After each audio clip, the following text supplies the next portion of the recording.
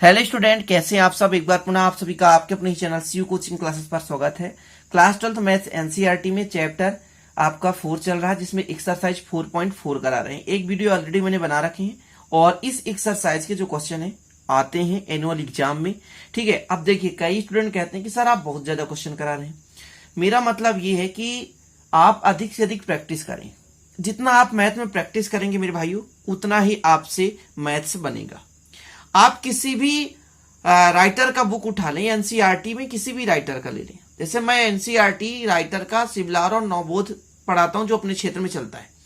अब ऐसा नहीं है कि जो मैं पढ़ा रहा हूं तो आपके बुक्स में क्वेश्चन नहीं होंगे। क्वेश्चन भी रहते हैं, टाइप भी रहता है, मेथड भी रहता है, बट ये मैं गारंटेड कहता हूं जो मेरे बुक में क्वेश्चन है आपके बुक से डेफिनेट अधिक है।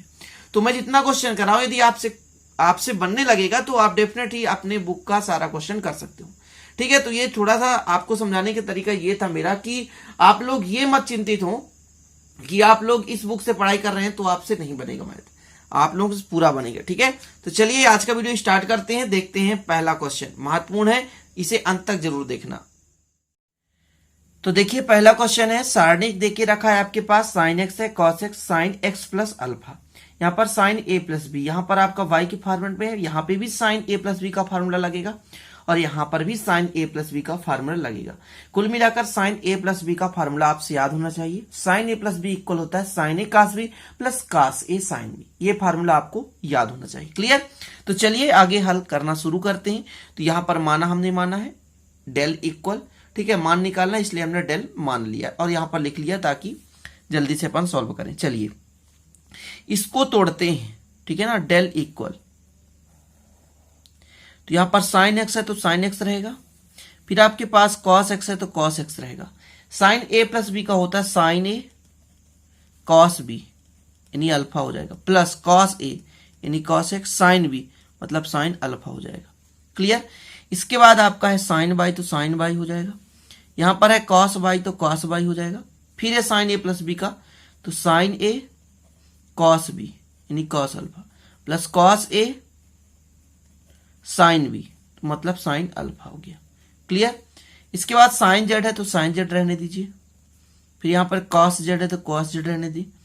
यहां पर हो जाएगा साइन ए प्लस बी का हो जाएगा साइन ए मतलब sine Z cos alpha plus cos alpha cos Z sine alpha. Clear? इतना हो गया आपका कंप्लीट। यहां पर सभी में कॉस अल्फा दिख रहा है और यहां पर सभी में साइन अल्फा दिख रहा है। एक्स है तो एक्स, बाई है तो बाई, जेड है तो जेड। तो इसमें sine X sine by sine Z है, कास अल्फा मतलब इस पे कास अल्फा हम क्या कर सकते हैं, गुणा करके इनमें C1 में कास अल्फा का गुणा करके और फिर C2 में साइन अल्फा का गुणा करके C3 से घटा दें, इन दोनों में गुणा करके C3 से घटा दें तो ये जो वैल्यू पूरा 0 आ जाएगा। मैं क्या कह रहा हूं ध्यान दीजिएगा, मैं एक संक्रिया लगाऊंगा। वो कौन सा संक्रिया? मैं कह रहा हूं इस पे कास अल्फा का गुणा करेंगे, C1 पे कास अल्फा का गुणा करेंगे। ठीक है, संक्रिया लगाएंगे, यहां पे लिख देते हैं संक्रिया। कौन सा संक्रिया लगाएंगे? लिखना तो C3 पे है, ठीक है, और C3 से घटाकर। क्लियर? कास अल्फा का गुणा किस पे करेंगे? C1 में, और प्लस करेंगे साइन अल्फा का गुणा करके C2 में, और इन दोनों का गुणा करके जो भी वैल्यू आएगी C3 से घटाएंगे तो इनमें पूरा 0 आ जाए। क्यों? क्योंकि इस पे कास अल्फा का गुणा करेंगे साइन एक्स का कास अल्फा हो जाएगा, इस पे साइन अल्फा का गुणा करेंगे तो कॉस एक्स साइन अल्फा हो जाएगा, फिर दोनों को ऐड करेंगे तो पूरा इतना हो जाएगा, और इसी पे जब घटाएंगे तो 0 आ जाएगा। मतलब यहां पे जो वैल्यू आने वाला है साइन एक्स साइन बाई हो जाएगा और ये साइन जेड हो जाएगा। क्लियर है इतना? इसके आगे कितना हो जाएगा? यहां पे कॉस एक्स है, कॉस वाई है और कॉस जेड है, और इस पे 0 आ जाएगा। इस संक्रिया का प्रयोग करने से 0 आ जाता है।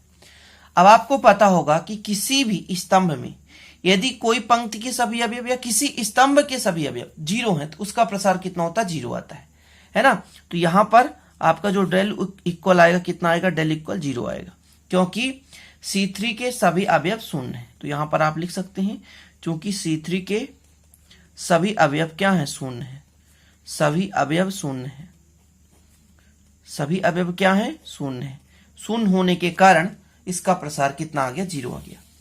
थोड़ा सा यहां पर आपको दिमाग लगाना है कि इस पर हमने कास अल्फा का गुणा किया, इस पे साइन अल्फा का, पूरे में C1 में कास अल्फा, C2 में साइन अल्फा गुणा करा, फिर हमने दोनों को जोड़ा, इसके बाद जो भी आए तो C3 से घटा दिया तो 0 आ जाएगा। क्लियर? तो ये क्वेश्चन आप समझ में आ गया होगा। दूसरा क्वेश्चन देखिए, सिद्ध कीजिए दिया है, 0 के बराबर सिद्ध करना है। तो मान के चलते हैं डेल इक्वल, हमने इसको क्या मान लिया, डेल इक्वल मान लिया। ठीक है, चलिए अब इसको आगे हल करते हैं। हमको लाना है 0। 0 का कंडीशन आपको पता है कब आता है, या तो सभी अवयव 0 हो जाए किसी पंक्ति के या कॉलम के, या तो 2 स्तंभ समान हो जाए, या तो 2 पंक्तियां समान हो जाए। ऐसा कोशिश करते हैं हम लाने के लिए। तो एक काम करें कि इनमें सभी में इसमें A का गुणा कर दें, इसमें B का गुणा कर दें और इसमें C का गुणा कर दें। समझ रहे हैं? तो जितना गुणा करेंगे उतना भाग करेंगे। समझ रहे हैं ना मैं क्या कह रहा हूं, कि जितना गुणा करेंगे उतना भाग करेंगे। जैसे मैं डेल इक्वल करूं तो यदि मैं A का गुणा करूंगा तो A का भाग भी करूंगा, इस पे B का गुणा करूंगा तो B का भाग भी करूंगा, इस पे C का गुणा करूंगा तो C का भाग भी करूंगा। समझ रहे हैं मैं क्या कह रहा हूं, कि इस पे A का गुणा कर रहा हूं, मतलब ABC यहां पर लिख सकता हूं। मैं एक स्टेप और बढ़ा देता हूं ताकि आप लोगों को दिक्कत ना हो, ABC बटे ABC, तब आपको कोई दिक्कत नहीं होगी स्टेप बढ़ाने से, क्योंकि आपको इजी लगेगा हल करने में। यहां पर हो गया 1/C, फिर C² और AB हो गया। क्लियर? अब देखिए, इस पे A का गुणा करना है, इस पे B का, इस पे C का, तो ये ऊपर वाले गुणा में हो जाएंगे, नीचे वाले सेम उतार देंगे अपन, तो 1/ABC हो जाएगा। जब A का गुणा करेंगे तो यहां पर कितना बचने वाला है, 1 बचने वाला है। यहां पर हो जाएगा A³ और यहां पर हो जाएगा ABC, यहां पर भी 1 बचेगा, यहां पर हो जाएगा B³, यहां पर बचेगा ABC, यहां पर बचेगा 1, फिर C³ हो जाएगा ABC। ये स्थिति आपको मिलने वाली है। ठीक है, अब अपन क्या करेंगे कि C1 C2 C3 से क्या करेंगे, कॉमन लेंगे, C3 से ABC कॉमन लेंगे। अब यहां पर आपको लिखना था, क्या लिखना था, कि गुणा करें हैं किस पे, R1 पे A का, R2 पे B का और R3 पे C का गुणा किए हैं, ध्यान रखिएगा। तो इतना चलता है। आगे आपको लिखना है कि C3 से ABC उभयनिष्ठ लेने पर, C3 से ABC उभयनिष्ठ लेने पर, तो डेल इक्वल आ जाएगा। देखिए ABC आप बाहर लेंगे तो ABC बटे ABC हो जाएगा, 1 1 1, A³ V³ और ये C³, फिर 1 1 1, यह आपने कर दिया। इसके बाद आपको यहां पर लिख देना है कि मैंने एक संक्रिया लगाया। वो भी कौन सी संक्रिया लगाया मैंने, किससे कॉमन लिया, तो C3 से किसका कॉमन लिया, ABC का उभयनिष्ठ लिया। हिंदी में लिखना है उभयनिष्ठ लेने पर, ठीक है ना, उभयनिष्ठ लेने पर, तो हम उभयनिष्ठ ले रहे हैं। ठीक है, अब यहां पर देखो कि 2 आपके स्तंभ है वो समान है, ये 2 स्तंभ क्या है, समान है। और जब 2 स्तंभ समान होते हैं तो उसका जो मान होता है वो 0 के बराबर होता है, मतलब इसका ये कट जाएगा तो ये बचेगा तो 1 और गुणे 0, तो डेल इक्वल आ गया 0। लेकिन यहां पर आपको लिखना है स्टूडेंट कि जो आपका C1 व C3 समान है। ठीक है, जब भी 2 स्तंभ या 2 पंक्तियां समान होते हैं तो उनका जो प्रसार होता है वो 0 के बराबर होता है। क्लियर? समझ में आ गया होगा। तो चलिए देख लेते हैं अगला क्वेश्चन। अगला क्वेश्चन है आपके पास, सिद्ध कीजिए सारणी का मान 0। ठीक है, तो मैंने कुछ भी नहीं किया, डेल इक्वल मान लिया। इसको इसलिए स्टार्ट से ही मान लेता हूं ताकि आप लोगों को लिखूंगा ज्यादा समय लगेगा, तो डेल इक्वल मान लिया अपन ने। ठीक है, चलिए आगे हल करते हैं। यहां पर देखें इन दोनों में B कॉमन है, तो B कॉमन ले तो B माइनस A बचेगा। यहां पर आपके पास A कॉमन है, तो A कॉमन ले तो B माइनस A बचेगा। फिर यहां पर आपका जो कॉमन है C है, तो कितना बचेगा, B माइनस A। यहां पर B माइनस C है तो रहने दें, यहां पर A माइनस B है और C माइनस A है। यहां पर देखा जाए तो कुछ कॉमन आ रहा है क्या, C कॉमन आ रहा है तो B माइनस A बच रहा है। यहां पर कितना कॉमन आ रहा है, B कॉमन आ रहा है तो फिर B माइनस A बच रहा है। यहां पर भी B कॉमन आ रहा है लेकिन यहां पर A कॉमन आ रहा है तो B माइनस A बच रहा है। ये आपका स्थित हो गया। अब यहां पर B माइनस A देखिए पूरे स्तंभ में, मतलब C1 के प्रत्येक अवयव पर है और C3 के प्रत्येक अवयव पर B माइनस A है। तो अपन करेंगे क्या, पहले कॉलम और तीसरे कॉलम अर्थात पहले स्तंभ और तीसरे स्तंभ से B माइनस A क्या करने पर, उभयनिष्ठ लेने पर, क्या करने पर? उभयनिष्ठ लेने पर। तो डेल इक्वल कितना हो जाएगा? v minus A V minus A. हमने दो जगह से उभयनिष्ठ लिया है तो कितना हो जाएगा स्टूडेंट? तो बी ए सी, यहां पर b minus C, a minus B और c माइनस ए। यहां पर कितना है? तो c है और कितना है? b है और a है। ये हो गया। हमने यहां पर किया क्या वो तो लिखना पड़ेगा ना। हमने एक संक्रिया लगाई है ना, C1 व C3 से v माइनस ए उभयनिष्ठ लेने पर, उभयनिष्ठ लेने पर, ऐसा यहां पर आप लिख सकते हैं। अब यहां पर यह ध्यान देना है कि ये b माइनस ए मतलब दो हैं तो होल स्क्वायर कर सकते हैं। यहां पर यदि c जोड़ दें, समझ रहे हैं, c जोड़ दें तो c से c हट जाएगा, यहां पर b जोड़ें तो b हट जाएगा, a जोड़ दें तो हट जाएगा। तो एक काम करते हैं, b a c इसको रहने दो, b minus C plus C, a minus B plus B, c minus A plus A हो जाएगा। यहां पर c v a हो जाएगा। अब आप सोचेंगे कि क्या कर दिया हमने, तो हमने कहा कि C2 पे लिखना है, C2 पे C3 को जोड़कर। इस संक्रिया का हम प्रयोग कर रहे हैं। तो आपके पास जो वैल्यू आने वाला है तो b माइनस ए का होल स्क्वायर, और यहां पर देखा जाए तो b a c, यहां कट जाएगा c से तो b a c और यहां पर c v a। अब कुछ भी नहीं, आपका आंसर आ चुका है मेरे भाइयों। कैसे? तो ये b माइनस ए स्क्वायर गुणे 0, तो डेल का मान 0। क्यों? क्योंकि यहां पर जो आपके स्तंभ हैं C1 और C2, इनके जो अवयव हैं समान है। चूंकि C1 इक्वल C2 यहां पर लिख सकते हैं। किन्हीं भी दो स्तंभ के अवयवों के समान होने पर सारणिक का प्रसार 0 होता है। या कि कोई भी पंक्ति दो ले लो आप, और यदि उनका प्रसार 0 आता है तो उसका जो मतलब जो उनके अवयव यदि समान है तो उनका प्रसार भी 0 होता है। ठीक है, तो ये आपसे बन जाना चाहिए। यहां पर सिर्फ लॉजिक ये है कि प्रसार कितना आना चाहिए? 0 आना चाहिए, क्योंकि जब दो स्तंभ या पंक्ति की अवयव समान है तो प्रसार 0 होगा। संक्रिया याद होना चाहिए। मैंने ऑलरेडी संक्रिया पर वीडियो बनाया था जो कि आप लोग देखे होंगे। तो चलिए देख लेते हैं आखिरी क्वेश्चन आज का। ठीक है, और ये भी इजी है, कुछ कठिन नहीं है।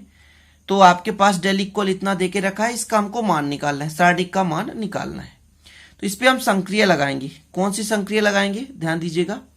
तो एक संक्रिया लगाएंगे जो कि नीचे लिखेंगे, हम R2 पे लिखेंगे। किस पे लिखेंगे? R2 के लिए लगा रहे हैं, और R2 में R1 को घटाकर, R2 में R1 को घटाकर ये संक्रिया लगा रहे हैं। थोड़ा सा स्टेप ध्यान दीजिएगा। तो ये 0 रहेगा, Q माइनस पी है और R माइनस पी है। स्पेस को घटाएंगे तो ये इतना ही रहेगा, P माइनस Q। स्पेस को घटाएंगे तो चिन्ह बदल जाएगा, 0 माइनस करेंगे तो माइनस Q हो जाएगा और प्लस P हो जाएगा। कुल मिलाकर P माइनस Q कर सकते थे।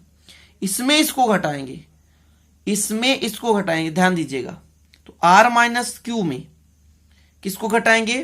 R माइनस P को। तो आने वाला है, आप घटाकर देख लीजिएगा, R से R जाएगा कट, तो माइनस Q बचेगा यहां पे, और ये माइनस माइनस हो जाएगा प्लस।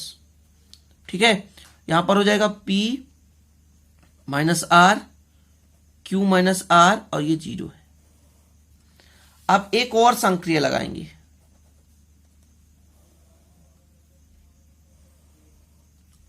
एक कौन सी संक्रिया लगाएंगे? तो संक्रिया लगाने वाले हैं हम R3 के लिए, R3 में R2 को घटाकर ये संक्रिया लगाने वाले हैं।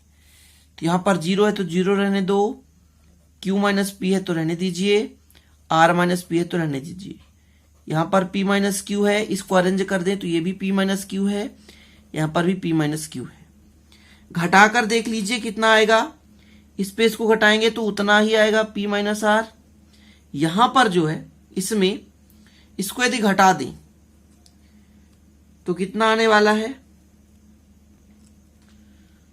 तो यहां पर भी P माइनस R आएगा और यहां पर भी P माइनस R आएगा। तो मैं यहां पे संक्रिया R2 लिखा था तो R1 कर देता हूं। ठीक है ना। अब देखिए R1 किया हूं मैं, यहां इससे इसको घटाया हूं। ठीक है, अब यहां पर P माइनस Q है, यहां पर P माइनस R है, तो मैं C2 से लेकर चलूंगा P माइनस क्यू कॉमन, और C3 मतलब तीसरे स्तंभ से लेकर चलूंगा P माइनस आर। तो यहां पर लिखना है डेल इक्वल, देखिए P माइनस क्यू कॉमन ले रहे हैं और P माइनस आर कॉमन ले रहे हैं, तो बचेगा 0 Q minus P R minus P. यहां पर 1 1 1 और 1 1 1। ठीक है, यहां पर हमने क्या किया है, तो हमने लगाया है केवल C2 से P माइनस क्यू व C3 से P माइनस आर उभयनिष्ठ लेने पर, उभयनिष्ठ लेने पर। ठीक है ना, ले लीजिए। तो हमने ले लिया यहां पे, यहां अपन कोष्टक में। अब इसका मान कितना होगा, 0 होगा, क्योंकि मैंने बताया था ऑलरेडी किसी भी स्तंभ के मतलब किसी भी सारणी में दो स्तंभ यदि समान है तो 0 आएगा। तो कुल मिलाकर del equal P minus Q into P minus R into 0 बराबर 0। तो इसका मान कितना आ गया, 0। जो आपका एक क्वेश्चन था इसका आंसर कितना आ गया, 0। तो इस प्रकार 4 क्वेश्चन का लिए काफी है, और अच्छे से तैयारी करें। ठीक है ना, और जितने भी आप स्टूडेंट जुड़ते हैं, यदि नए हैं चैनल को सब्सक्राइब कर लें, और नोट्स लेना है तो आप कांटेक्ट कर सकते हैं 9685293949 पर। ठीक है, फिजिक्स केमिस्ट्री के नोट्स आपको दिए जा रहे हैं, तो आप लोग ले सकते हैं। कुछ कास्ट लगेगा जिसे आप खरीद सकते हैं। चलते हैं फिर, मिलते हैं अगले वीडियो नए टॉपिक के साथ। तब तक के लिए जय हिंद, वंदे मातरम।